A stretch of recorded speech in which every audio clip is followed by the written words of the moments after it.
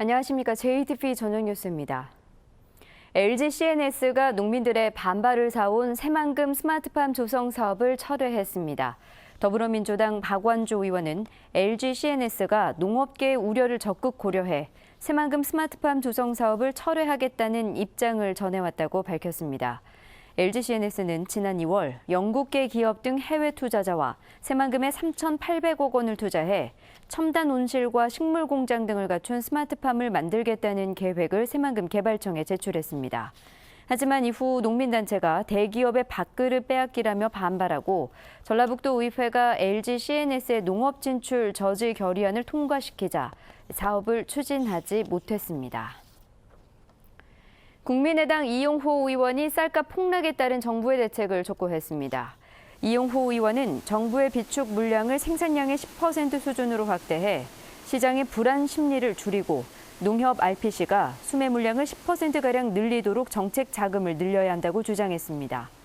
또 올해 묵은 쌀의 사료화 물량을 연간 30만 톤 이상으로 확대하고 국제 식량 원조 협약에 가입해 쌀의 해외 원조를 늘리자고 제안했습니다. 정부가 공공비축 및 수매 물량을 배정할 때 지역별 재배 면적을 반영하기로 해 도내 배정 물량이 늘어날 것으로 보입니다. 전라북도의 경우 지난해 벼 재배 면적은 12만 1,000헥타르로 전국의 15.6%를 차지했지만 배정된 수매 물량은 14%에 그쳐 상대적으로 불이익을 받았습니다. 하지만 농림축산식품부가 올해 수매 물량 배정 기준의 재배 면적을 10% 반영하고 내년에 20%, 내후년 30%까지 단계적으로 늘리기로 해 상대적으로 재배 면적이 넓은 전북에 배정 물량이 계속 늘 것으로 예상됩니다. 지난 12일 이후 경주에서 잇따라 발생한 지진으로 익산과 김제에서 건물에 금이 가는 피해가 발생했지만 보상은 힘들 것으로 보입니다. 국민안전처의 자연재난조사와 복구계획 수립 지침은 건물이 완전히 부서지거나 반파된 주택의 복구비의 일부를 지원하도록 했습니다. 이에 따라 건물 벽에 금이 가거나 한옥의 기와장이 떨어질 경우 보상을 받을 수 없기 때문에 지진에 따른 피해 보상 범위를 확대해야 할 것으로 보입니다.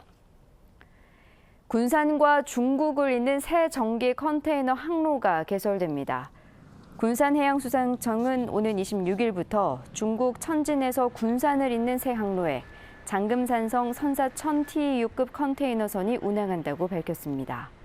이번 신규 항로가 개설로 군산항은 모두 6개의 전기 항로를 갖게 됩니다. 관광객이 많이 찾는 군산 근대역사지구에 공공 와이파이가 설치됩니다. 전라북도와 군산시는 효성 ITX, KT와 함께 오는 11월까지 군산 근대역사지구에 관광객이 자유롭게 무선 인터넷을 이용할 수 있도록 공공 와이파이를 설치하기로 했습니다. 전라북도는 앞으로 14개 시군 대표 관광지에 차례로 공공 와이파이를 설치해 관광객에게 편의와 맞춤형 정보를 제공하기로 했습니다. 전주시가 농업인의 해외 연수 지원을 추진합니다. 전주시는 선진 농업 정보 수집과 기술 습득 등을 통해 농산물 수입 개방 등에 따른 경쟁력을 갖출 수 있도록 농업인의 해외 연수를 돕기로 했습니다. 전주의 농업인은 7,900여 가구에 2만 3,800명가량입니다. 전북 혁신도시 활성화를 위한 대토론회가 오늘 농촌진흥청에서 열렸습니다. 주재 발표자들은 기금운용본부 이전의 효과를 높이기 위해 전북 금융타운 설립에 앞장서고 혁신도시 공공기관과 지역의 상생 방안을 찾는 데 힘쓰자고 제안했습니다. 또 전북을 농생명 중심 도시로 만들기 위해 혁신도시의 농업 관련 기관을 활용하자는 의견도 나왔습니다. 전북의 당뇨병 환자 증가율이 다른 지역에 비해 높은 것으로 나타났습니다. 국민건강보험공단에 따르면 지난 5년간 전북의 당뇨병 환자 증가율은 18.9%로 전국 17개 시도에서 전남과 경북에 이어 세 번째로 높았습니다. 국민건강보험공단은 서구화된 식생활로 당뇨병 환자가 급증하고 있다며 당뇨병 예방과 관리가 시급하다고 밝혔습니다. 법규 위반 차량을 골라 일부러 교통사고를 낸 뒤 보험금을 가로챈 10대들이 경찰에 붙잡혔습니다. 전주 덕진경찰서는 사기와 특수상해 등의 혐의로 19살 정모 씨 등 2명을 구속하는 등 보험 사기에 가담한 10대 15명을 불구속 입건했습니다. 이들은 지난 3월부터 6차례에 걸쳐 전주 시내 일방 통행 도로 등에서 교통법규 위반 차량을 골라 교통사고를 낸 뒤 보험금 2,400만 원을 받아 가로챈 혐의를 받고 있습니다. 완주경찰서는 자신이 살고 있는 원룸에 불을 지른 혐의로 69살 김모 씨에 대해 구속영장을 신청했습니다. 김 씨는 추석 연휴인 지난 17일 신변을 비관하며 완주군 삼례읍 자신이 살고 있는 원룸에 불을 질러 소방서 추산 1,000만 원 상당의 재산 피해를 낸 혐의입니다. 전북은 오늘 장수 26.5도, 전주 24.9도 등 어제와 비슷했습니다. 절기상 추분인 내일은 가끔 구름이 많겠습니다. 아침 최저 기온은 12도에서 17도, 낮 최고 기온은 22도에서 26도가 예상됩니다. 오후 늦게 동부 내륙 지역에는 약한 빗방울이 떨어지는 곳이 있겠습니다. 바다 물결은 0.5에서 1m로 잔잔하겠습니다.